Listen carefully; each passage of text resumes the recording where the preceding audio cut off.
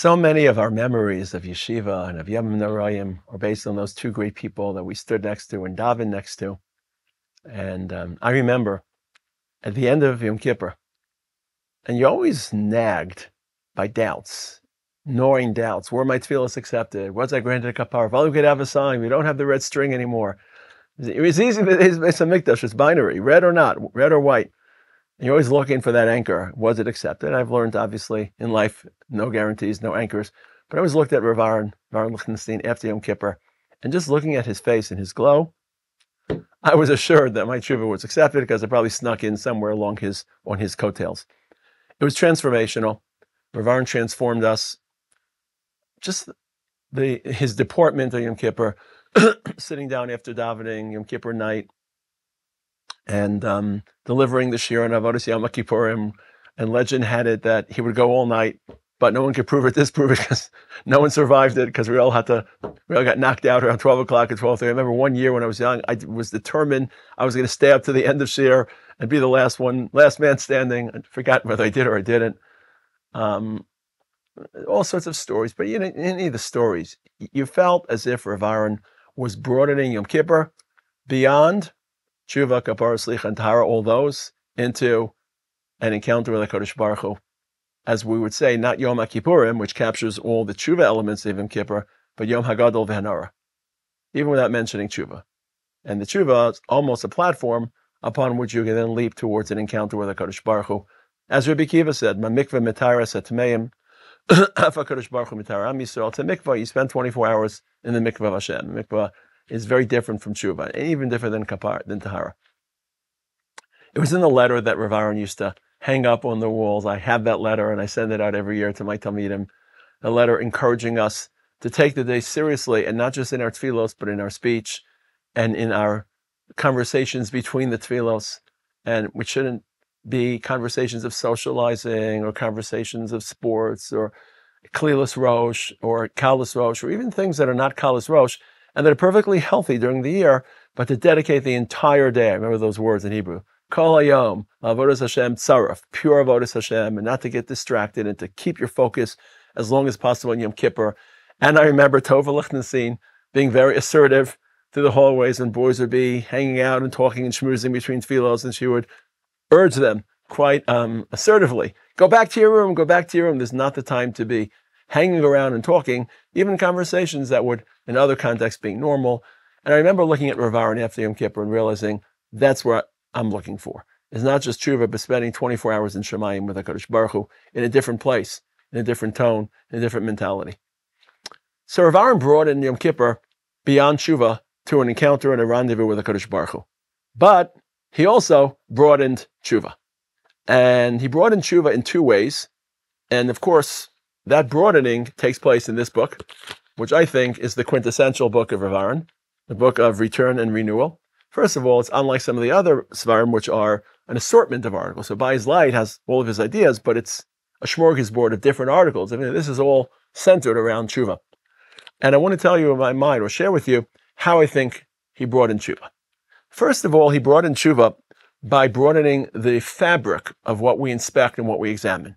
So normally, what do we examine? Our behavior, our action, maybe our midos. But in so many of these articles, Aharon urged us to inspect more. So for example, in the article in the beginning of the sefer called Teshuva, Obligation and Opportunity, and a very interesting play on words, is teshuva a mitzvah or it's an opportunity? Famous question in the Rambam, is there a mitzvah to perform teshuva, or it's not a formal mitzvah, but it's certainly an opportunity we don't want to pass? So Aharon says, along comes, this is page 13, along comes the opportunity of teshuva. Teshuva is not just an opportunity per se, it's the opportunity to amend for all the missed opportunities. So in Yom Kippur, we don't just think about our actions and behavior and our midos and what environmental factors cause us to sin or to walk astray or be led astray. What are the opportunities we have missed in life? What are the opportunities that we've squandered? Teshuva is an opportunity to atone for all opportunities. As he says in another place, the roads are not taken. What roads did we not take in life that we want to atone for? In another very interesting article, he broadens teshuva not just to thinking about opportunities, but to considering how we view ourselves and what standards we apply. And I want to read some selections. because we have a certain set of standards. We call them values, ideologies, outlooks. Those are our measuring sticks. What do we believe in? What are our values? If let's say, for example, let's say a person isn't Jewish, you're an atheist. So the way you would evaluate things is based on their values. God won't be a part of the equation. Morality may be part of the equation. So what are the measuring sticks that I employ to inspect myself and to measure my behavior? And if Teshuva is meant to be unlimited and all-encompassing, so I shouldn't just measure my behavior based on my measuring standards. Maybe I should measure the measuring standards or check the measuring standards, whether I have to change the standards by which I measure, which would be changing our values and changing our outlook and changing our perspective and changing our ideology. So I read a little bit and try to convey this. This includes that which has been done, that which has not been done, namely the roads taken, not taken. This is page 150. And then Rav Aharon continues. This is in the article entitled Teshuva Within 4 Time Frames of Our Lives. Ought we not examine not only how well we perform, but the tools themselves, the standards of measurement? To what extent are we to simply measure with the tools that we have? To what extent should we examine the tools as well? Now, Rav Aharon explained this through the lens of one of the al-chaits. One of the interesting al-chaits is the last one. Remember the 44 al-chaits, 2 for each letter of the alphabet. When you get to the letter top, al-cheit shechatanu lefanekha b'tzum esyad, al-cheit shechatanu lefanekha b'simhon levav. I think simhon levav comes first, but we'll know when we start saying them. What is timhon levav? So classically, timhon levav would be sins of the mind, sins of the heart, lust, wanderings, desires, jealousies. That's how we would normally explain it. Rev Mecklenburg, in the Siddur Otzer HaTfilah, gives a different interpretation, which Rav Aharon then parsed and dissected and questioned whether the interpretation is itself too provocative. What's Rev Mecklenburg's interpretation? He's talking about, it's a very modern hint, not just a specific desire, greed, lust, avarice, but getting lost in a world of confusion, lost in a world of constant questioning everything rather than relying on principles of faith. What he calls skepticism, he actually uses the word skepticism. I didn't look it up in Hebrew, but evidently it appears in the Hebrew version, in the Otzer HaTfilos of Vidui. And it's very modern, because you can imagine in the 19th and 20th century, all the agnosticism and skepticism and nihilism where no values are true, and we're living through it now, where there's nothing objective, and truth isn't objective, everything has to be questioned, and you're just caught in a swirl of confusion. So I want to read his interpretation, then we'll discuss how Rav Aharon interpreted that interpretation. He said, terrible sin of timhon levav, let himself be caught in the nets of philosophers' empty harness, to be doubtful with regard to the veracity of major principles of Torah. So you start to question the foundations, the existence of Hashem, Hashgacha, Nevuah, Torah min hashamayim. This is referred to in the foreign language, namely not in Hebrew, as skepticism. And in Hebrew it's called timhon levav. And this is the terrible curse of Devarim, Yakecha Hashem Simon levav, and the Tochacha, that a person is going to be affected, here's the English translation, by the babble and confusion of opinions and thoughts, until he attains a state of spiritual blindness, not knowing what to think or what to feel. And that, of course, is dreadfully unfortunate because he has no peace of mind and no spiritual calm to himself. So timhon levav typically, traditionally means a specific desire. For Mecklenburg, it means being lost in the lack of foundation, lack of stability, lack of anchoring, lack of any fixed principles, doubting everything. Now, Rav Aharon came along, I'm sequencing, Rav Aharon said, well, wait a second. Shouldn't we doubt everything? Isn't Teshuva about healthy doubt and starting to question, well, do we believe in something too blindly and too simply, rather than lending it internal certification and internal validation? And here's Rav Aharon saying, here's a terrible curse of timhon levav. The question arises, where does one draw the line between laudable conviction, namely, you're certain, and that's laudable, and certainly we want to be certain about ideas, and problematic certitude. So we're just too certain about ourselves, and we're too complacent and too confident. While introspection is a cardinal element of Teshuva, it can be dangerous to faith, but we want to, and Rav Aharon placed us into that space. Yes, we shouldn't question everything, but we have to question more than just our behavior. And how do you have enough doubt? And for Rav Lichtenstein, simhon levav is not that we doubt, is we don't balance doubt. Sometimes we're asking Hashem, al cheit shechatanu lefanekha, because we've doubted, And also, al cheit shechatanu lefanekha, that we haven't doubted enough, that we're too ideologically cocky and too supremely confident, and our way is the only way, and my standards are the standards, and my behavioral framing can't change, and I'm just going to use those tools to measure my behavior rather than saying, maybe I have to adjust the goalposts, maybe I have to raise the net, maybe I have to redefine the broader framing and the value system that I bring. So, simhon levav simply meant lust, desire, greed, maybe theological questioning. For Mecklenburg and the Tfilos, it meant falling into a world that's around which doubt swirls and there's no certitude. And Aharon said, slow down. There's a balance. You have to question yourself, or else there's personal and ideological haughtiness. And when I say simhon levav, it's a complete inversion. It's like, Baruch Hu, am I doubting myself enough? Am I doubting too much? But also, am I doubting myself enough? I don't have enough simhon levav. Not that I have too much simhon levav, I don't have enough simhon levav. And here is the second broadening.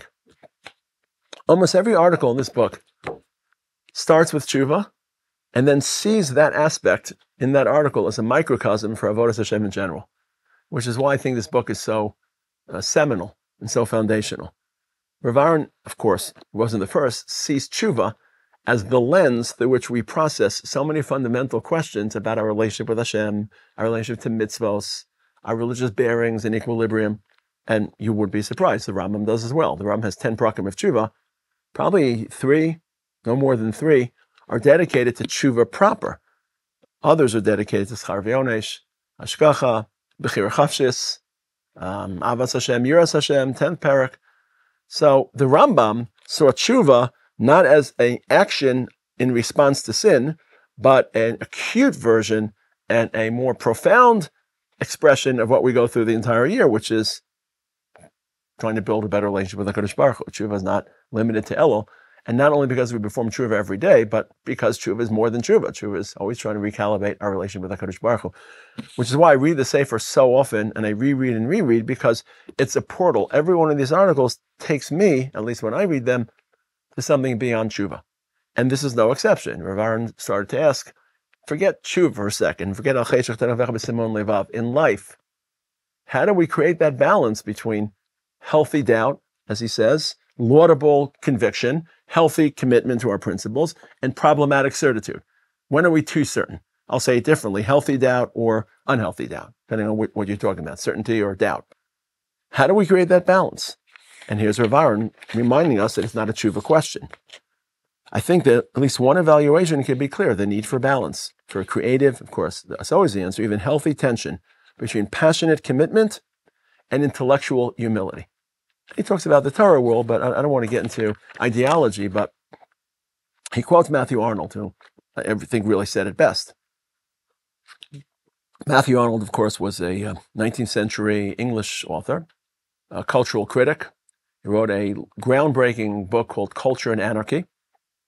And of course, Rav Aharon had a particular affinity for people whose writings were religious, as well as people whose writings were trying to wrestle with secularizing trends in society. And he was one of them. And he quotes Bishop Wilson. So all of a sudden, this bishop in England somewhere, who no one ever heard of, gets quoted by Matthew Arnold and makes it into Rav Aharon's book. So, Osa Hashem Zachor Latov, his ideas come into Rav Aharon's book, but he says it's so strong. And evidently, and this is in the beginning of the chapter, if you want to look it up, called Hebraicism and Hellenism, which is a nice read for Hanukkah. In Matthew Arnold's chapter, Hebraicism and Hellenism, he talks about the broader cultural profiles of the Hebrews, the Jews, the Israelites, and the Greeks, and what's the difference between Hellenists and Hebraicists. It's an interesting read for Hanukkah. I think I've given some shiurim recorded to summarize some of those features. Anyway, in this chapter, Matthew Arnold, who Rav Lichtenstein is quoting, quotes this bishop. And the bishop says, first, never go against the best light you have. Namely, be strongly committed to your convictions, to your principles, stick to them, don't renege. Second, take care that your light be not darkness. Maybe your light is darkness.